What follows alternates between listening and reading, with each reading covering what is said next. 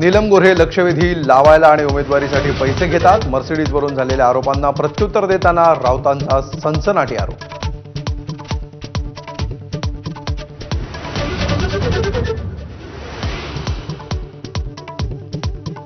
नीलम गोऱ्हेंचं वक्तव्य मूर्खपणाचं. संजय राऊतांच्या भूमिकेला समर्थन देताना शरद पवारांची प्रतिक्रिया.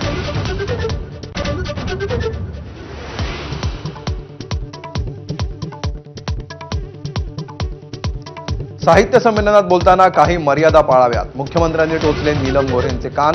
साहित्यिकांनीही पार्टी लाईनवर कमेंट करणं योग्य नसल्याची फडणवीसांची टिप्पणी.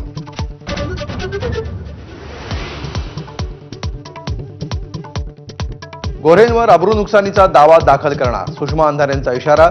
तर शिवसेनेमध्ये गोऱ्हेंमुळे आपला पक्षप्रवेश रोखल्याचाही आरोप.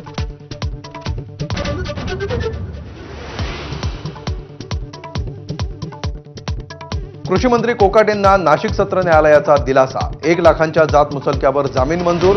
तर अपिलाचा कालावधी असेपर्यंत मंत्रिपद कायम राहणार, वकिलांची माहिती.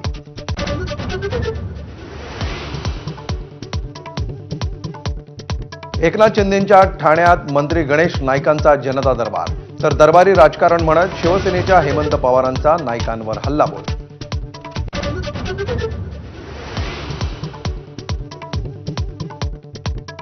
काँग्रेस नेते विजय वडेट्टीवारांविरोधात राज्यात ठिकठिकाणी आंदोलनं.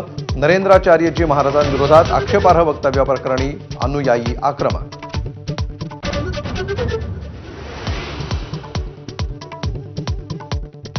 सुप्रीम कोर्टात महापालिका निवडणुकांसंबंधी उद्या सुनावणी.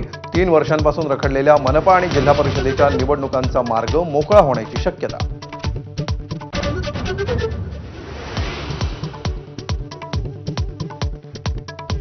मुरलीधर मोहोळांच्या कार्यकर्त्यांना मारहाण केल्याप्रकरणी गुंड गजा मारणेला अटक. मारहाण करणाऱ्या तिघांची धिंड.